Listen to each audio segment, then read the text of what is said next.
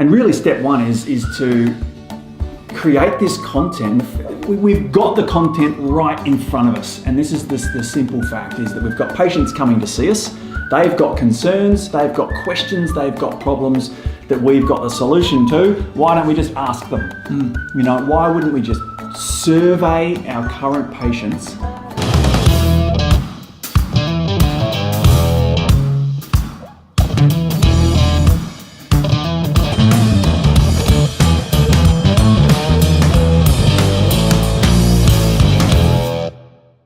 Welcome to the Marketing Your Practice show. Tone, how are you? G'day, mate. Great. Good to be back here with you. Today we're talking all about overwhelm. You've started to dive into this whole concept of community influence, digital and social media marketing, and if you're like so many people that reach out to us, there are three big hurdles, which is, I want to start sharing some content with my audience, with my community. Don't know what to share. What should I be making? What content? Yeah. Yeah. I'm completely overwhelmed, number two, with the technology side of things. Yeah. How do I go about it? Yeah. The concept of making a video. What camera do I need? What microphones do I need? How should I be shooting it? And let alone editing. What editing suite? So I get it. Like that gets overwhelming. And then the third and final one is I'm going to make this content. Like what do I do with it? And most importantly, how do I get people to see it? How do I share it out? Yeah, absolutely. Like, so if I'm going to go to the effort to do all this, I want people to see it. I want my community to, to experience what it is that we have to offer there too. So today's episode, if you answered yes to any of those, that sounds like me, then stick around because we're going to clear up all that overwhelm and we're going to go through what we call a fast. That'll make the blooper reel. A fast start action plan. Three simple steps. To get you sharing your message with your community as well. So let's start with this first overwhelm, which is all around the content. Yeah. What am I going to make? What am I going to say? What am I going to write? What am I going to come up with? What's the how do I go about that? And really step one is to create this content. We've got the content right in front of us. And this is the simple fact is that we've got patients coming to see us. They've got concerns, they've got questions, they've got problems that we've got the solution to. Why don't we just ask them?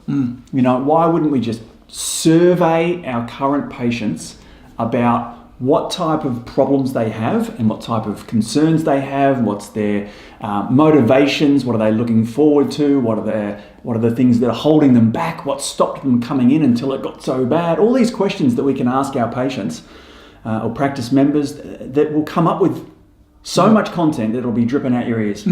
So here's what it might look like. Let me even role play it with you because we'll help. So you've got somebody. Yes, you've got somebody lying on your adjusting table if you're a chiropractor, massage therapist, or sitting opposite you if you're a Chinese med practitioner or someone that kind of stuff there too.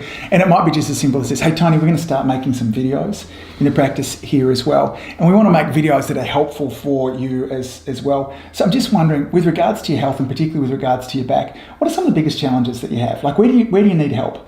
And then listen to what Tony has to say, and then make a note of that. So you could keep it quite wide, and you could just say, look, with regards to your health, Tony, like what are the biggest challenges that you have?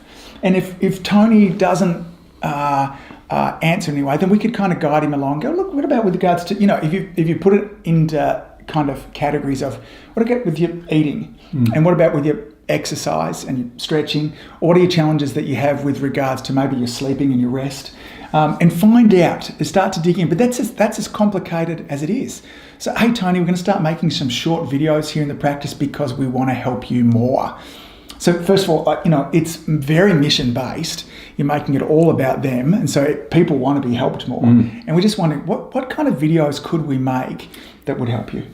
Yep. And so what would that look like as far as then the video or the thing? It would be, I often get asked the question, what food should I avoid to help with my irritable bowel? Yeah. Because that's what the person said. They said, I don't know what to eat or what not to eat. And so there's your content. Yeah, well, we'll go over that particularly in the third part there too. We'll go through exactly the whole script of that too. But Tony's, kind of just giving us, but when we ask people that are already coming in to see us, what their challenges are and what information they want more of, there's a fair chance that there's people out there in the community that have the same issues. These are if they're coming to see you, they're part of your tribe already. Now, I wouldn't be asking people that you don't like looking after. Yeah, correct. You know, but also with that too, have your front desk staff asking the same question. So if you're so ridiculously busy that you can't spare moments to do this, then one, good for you.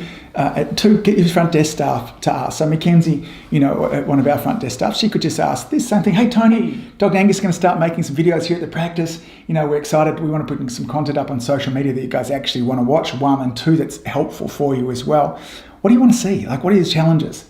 Mackenzie writes down. You both do it. You know, there's no reason that it needs to be done just by you. And then at the end of the week, you've got this amazing list of content ideas. Yeah. So you should never, as Tony said before, it's all there for you. You just need to ask, you know, what are the kind of videos? So if you're struggling for content creation, and again, this doesn't have to be videos that you're making. It could be a blog article.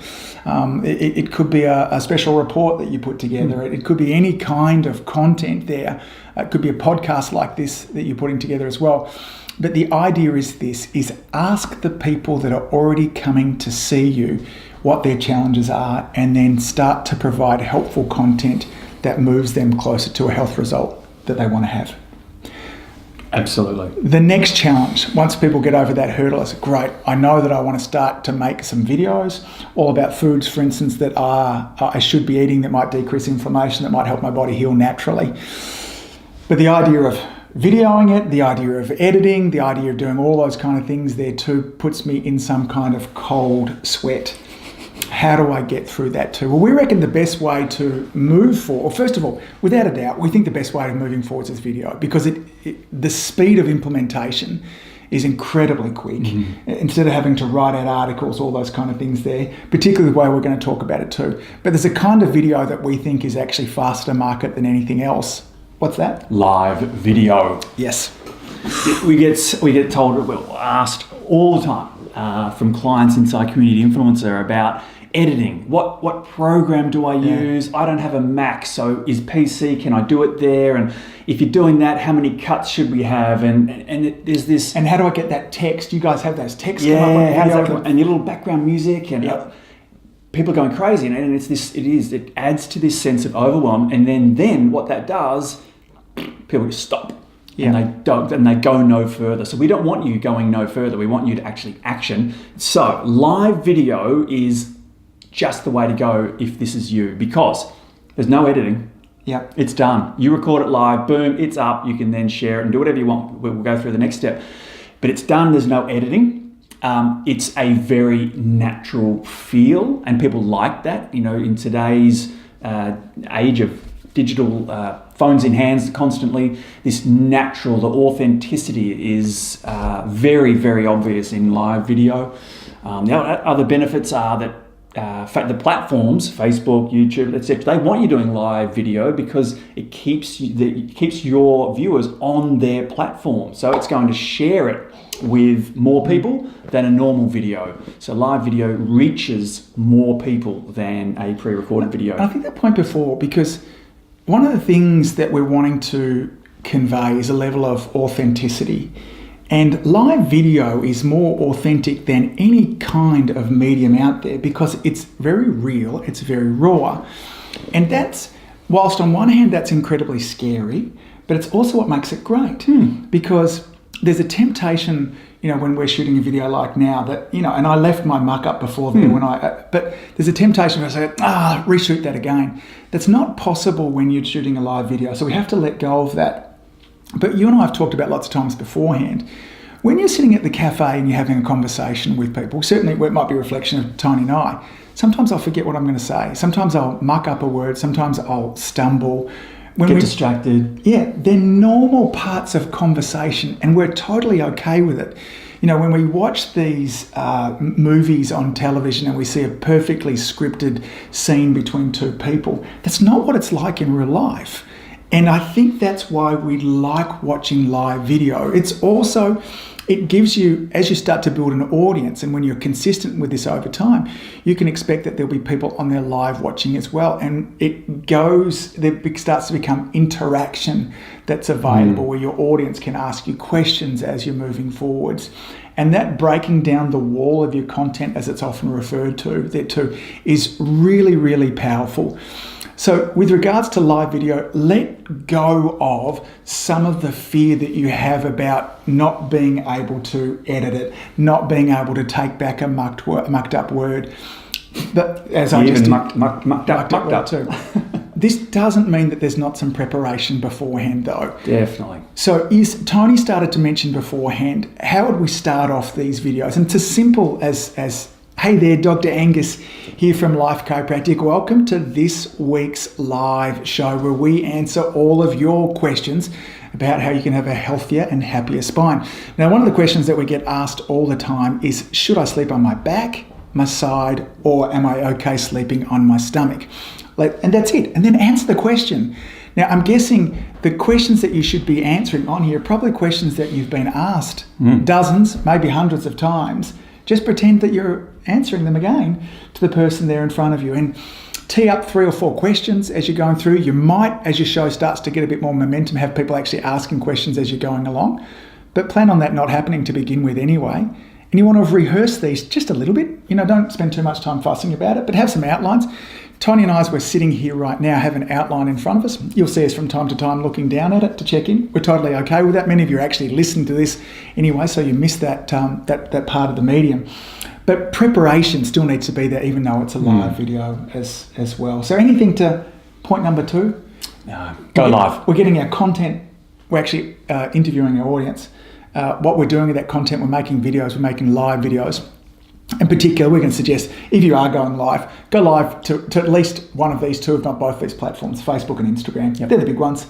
And, you could do both if you need separate devices to do that at the moment. There's not way to go live to both of them. I'm sure someone will hack something there too. So you've made your content, and then we want our content seen by people, because at the moment the reach organically on social media is abysmal. Yeah, it really is very, very low there too.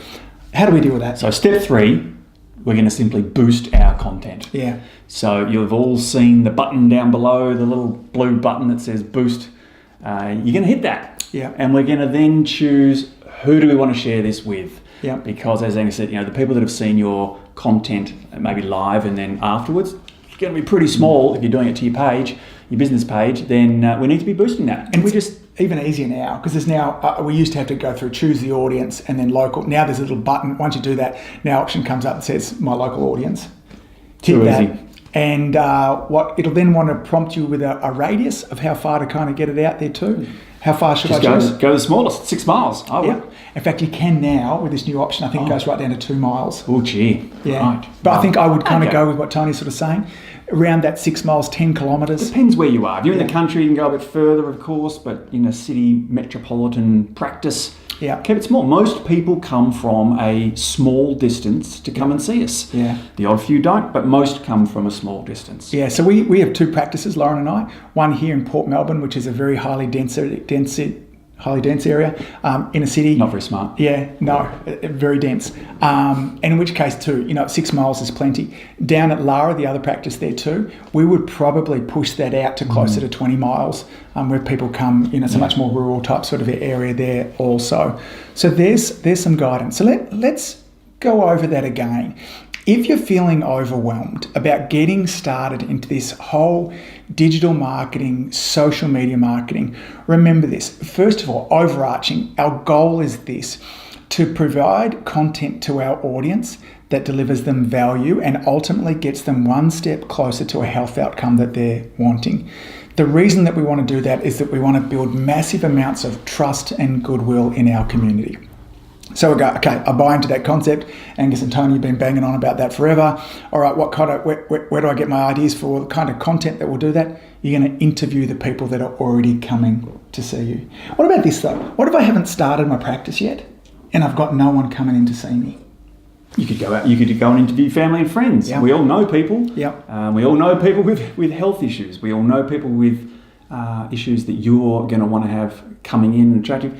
Ask your mum, ask your dad, ask your cousins, ask your brothers, ask your sisters, ask your local shops, go down the street, survey. I mean, there's so many people you could ask. Yeah, this might be a wonderful opportunity for you to reach out to the people in your community as well. You know, you could head along to the shops and just say, hey, listen, we're starting up a naturopathic practice just down the road there too, and we're getting our social media content already, and we have a real interest in our practice about helping people with digestive problems too. And I'm just wondering, what kind of videos would you want? What would be helpful? You know, find out what's there. And the other way too, there's so many different support groups online nowadays. You know, I dare say there's a digestive problems Facebook group. You know, get inside that, have a look. What are the questions people are asking? What are the different support groups as well? So if you are new in practice and you don't have anybody to interview, then Tony's suggestions of, you know, asking family, friends, or heading down the street and surveying, I think are a brilliant kind of idea as well. We're going to shoot our videos live, okay, because it just simplifies everything. You know, we don't have to be as scripted, we don't have to be as polished, we don't have to be any of those kind of things there. And the social media platforms, whether it be Instagram, whether it be Facebook, they just love live content as well. It's a great way. They will if we wanted to maximise organic reach, that's certainly the way that we should be going about it. Yeah. And then finally... And then step 3, we're just going to boost it and get it out to more people in your local community, and just choose that small radius and boost that post. And then you can even just, you don't have to spend a huge amount of money. You're going to get hundreds of more views of your content for just a couple of bucks. Yeah. So it doesn't have to be huge budget, but just boost it out and let people know that you're doing it. And then they'll know that you've got great content, and then they can see more next time. Yeah. Shall we give them an advanced strategy, even though we've got overwhelmed, or is that going to... No. All right. Let's go on advanced strategy. So for those of you who go, you know, I've got that all going, I want to introduce you to this concept called the buying cycle. The buying cycle is the length of time and the number of touch points that it takes for somebody to have enough confidence for them to make a purchasing decision. Or in our case, that purchasing decision would be for them to feel confident making an appointment. From not knowing you to then making an appointment with you. From complete stranger all the way through to I'm on the phone saying I'd like to come in and see Dr. Tony. Now, we know that nowadays, the length of time and number of touch points that takes nowadays is way more than it was just 5 years ago. And depending on who you read, it could be anywhere between 20 and 40. And the number of days it can take can often be months that it takes to get through there. So we can't expect to just make one video and have all of a sudden dozens of people coming in to the office there as well. So this process that we're talking about, of our live videos that we're talking about, is it needs to be something that we're doing consistently. Now, you know, there was a time there that Tony and I were saying, you know, look, at the very least once a month be doing your live show there as well. We think this, we just had a conversation earlier on where we talked about being great. And really, if you're wanting to make a difference in your community, if you're not reaching out to them at least once a week, then I'm going to be cheeky enough to say you're just not seriousness. You're not serious? You're not serious. What do you mean? You're not serious about being great. And so, you know, if we're wanting to make a difference, then, you know, at least once a week, be going live with your show, because it helps to move your audience all the way through that buying cycle as they're moving forwards.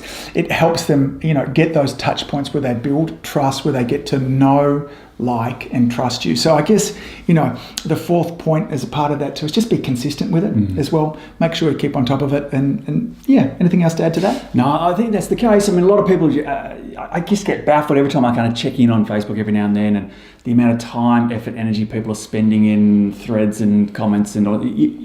Guys, you're spending too much time on Facebook anyway. You may as well be doing it live, providing amazing content and value to your community, having people know, like, and trust you, rather than endless, useless conversations. Yeah. And look, I reckon once you start to get good and confident with regards to this, you know, Dr. Lisa is doing really great, is that you might have 10 spare minutes in between a couple of consultations. Get your phone out, bang it up in front of you. Hey, just got a great question.